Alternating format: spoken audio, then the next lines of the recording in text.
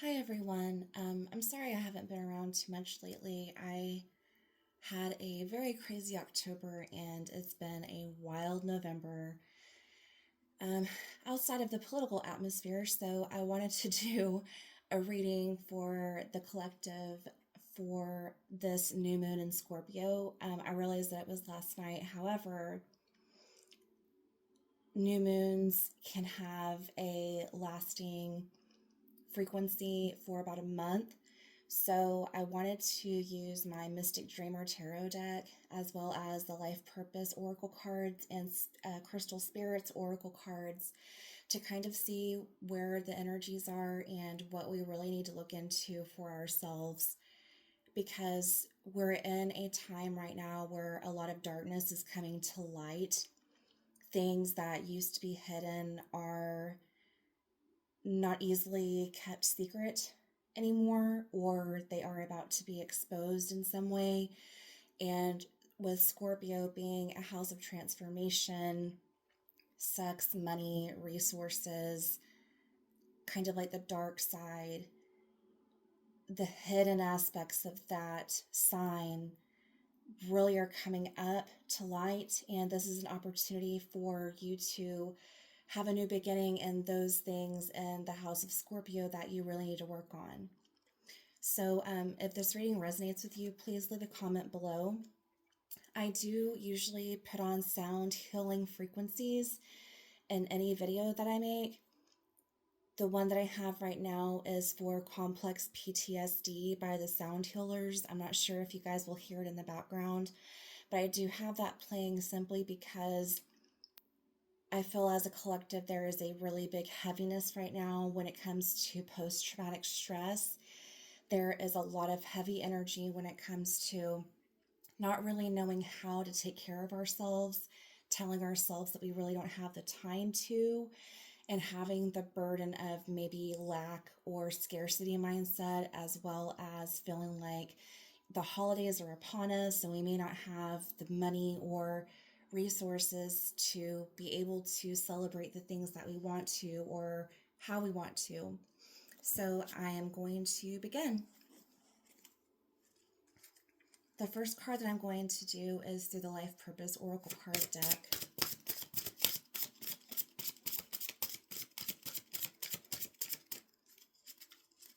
I hope everyone is doing well. I also have a line of candles, the new moon candle I have lit, and they're available through my website, or if you live in the Waco area, they are available at Granddaddy Wello over on Richland Drive in Waco, Texas. So the first card we have is counseling. It says, you heal with kind words, wise advice, and an empathetic ear. So really, this is about getting the help that you need. I don't say that just because I am a counselor in real life, but maybe going to therapy would be really good for some of you, or being, kind of a counselor, as in lending an empathetic ear to someone who really needs it, who's really struggling right now. People frequently reveal their deepest secrets and worries to you because you're a natural counselor who channels wise advice and kind support. The card comes as a counselor for you, advising to choose a career path involving this type of work. Since you're already performing the functions of a counselor, you may as well receive remuneration in addition to the emotional fulfillment that counseling brings to you. The angels can support any need and desire you may have for classes that will teach you skills and lead to proper licensure. Your counseling path can be along the lines of life coaching, where you help clients organize their goals and intentions to achieve steps.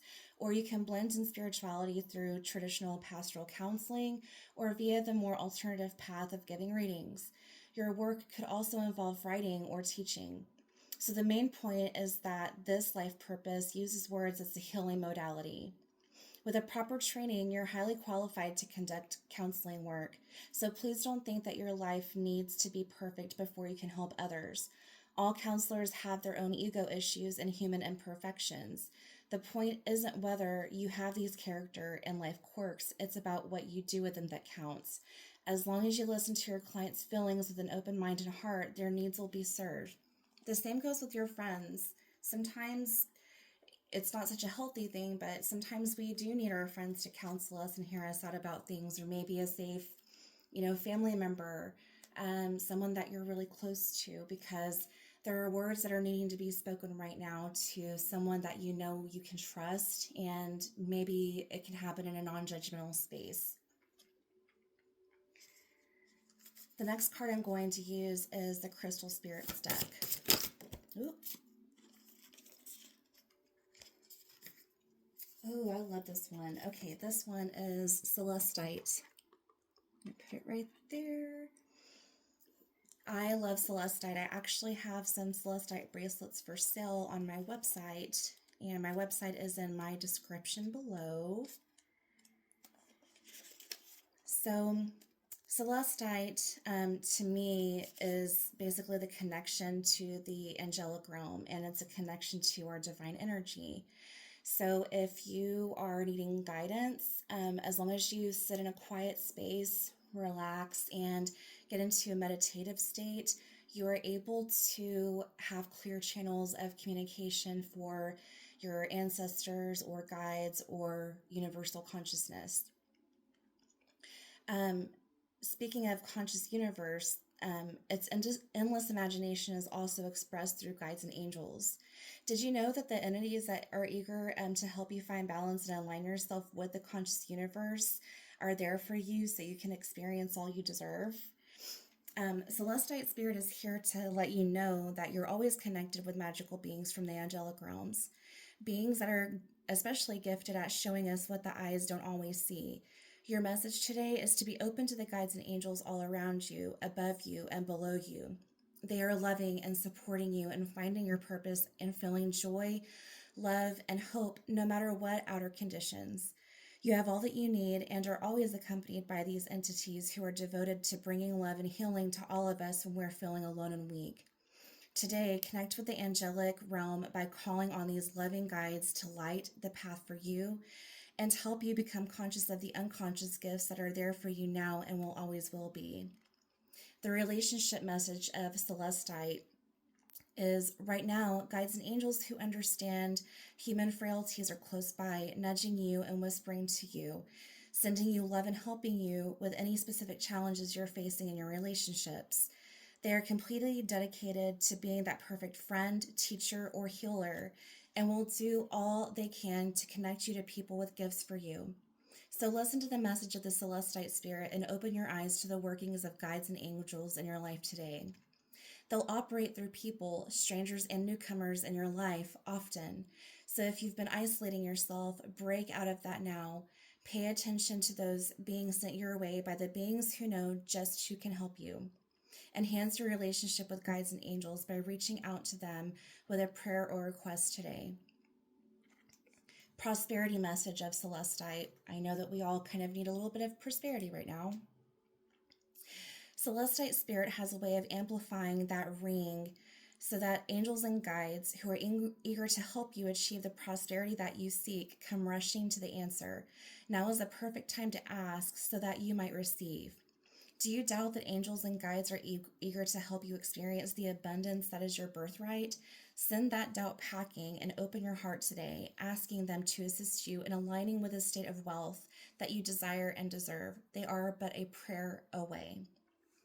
So to me, this is really saying that if you are needing some help to be pulled from any kind of negative thought, whether it be financial, relationship-wise, health, anything, there are people and loved ones not only physically here to help you and heal you, but also a prayer or in meditation is just what you need to let your angels and guides know that you are ready to receive the abundance that you do deserve.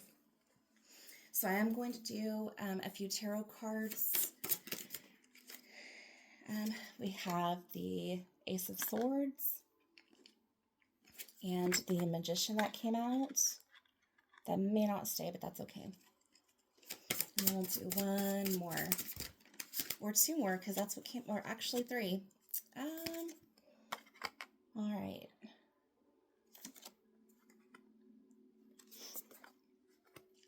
I don't know. I kind of feel like we need one more from that. Oh, this is awesome. Okay.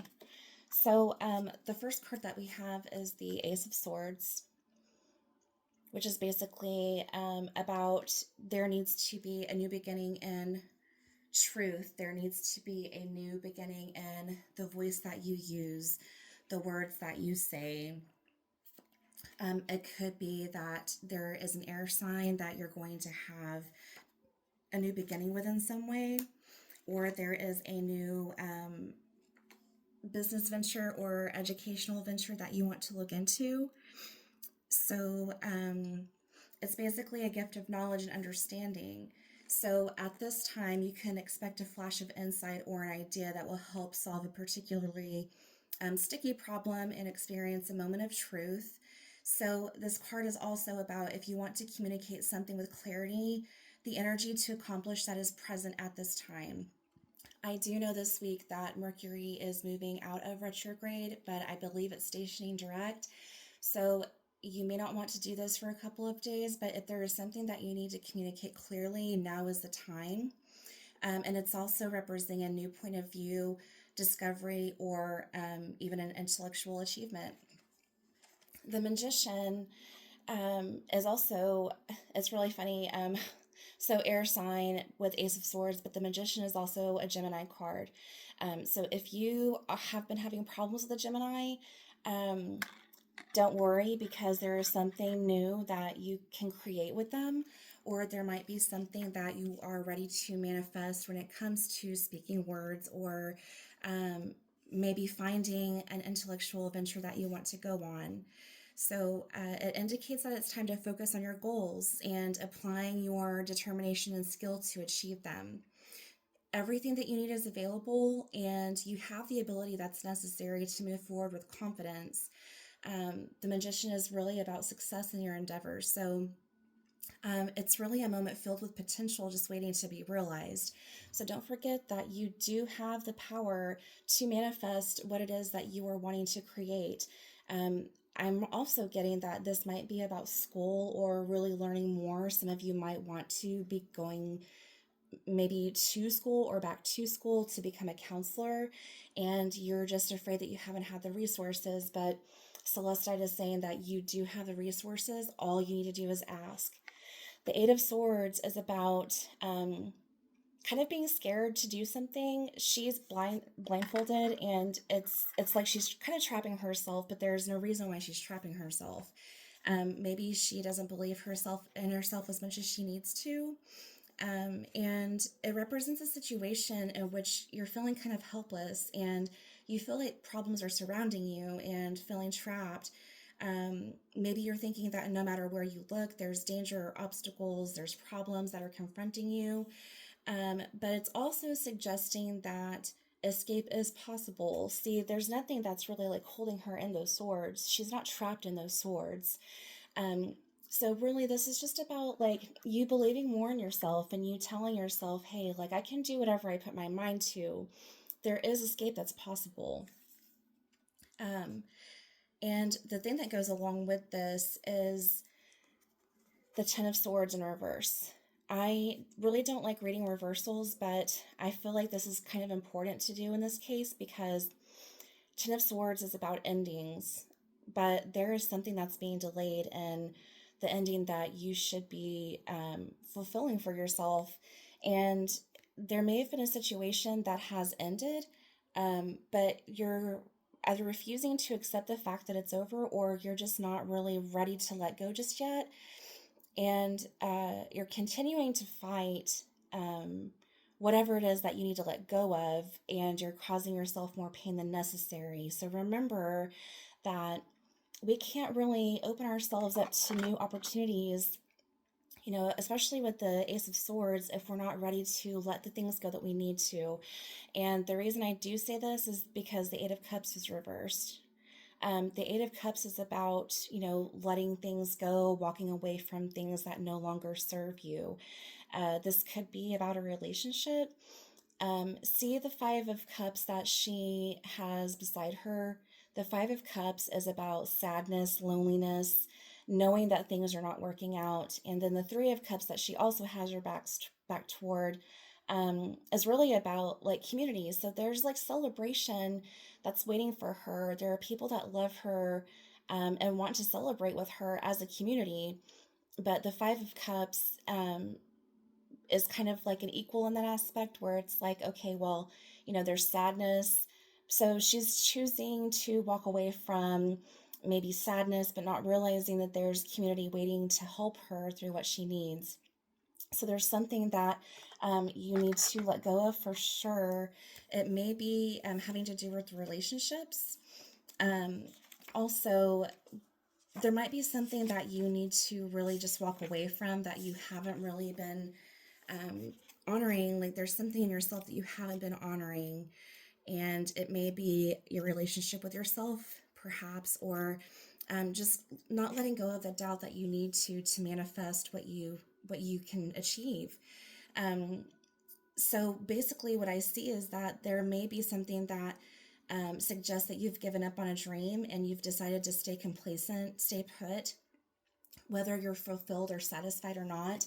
But if you stay stuck in this place, you're not ending the things that you need to. You're delaying things unnecessarily. And there are beginnings that you can manifest, but it's time for you to take the blindfold off. And the reason I say this is because you have the two of Cups.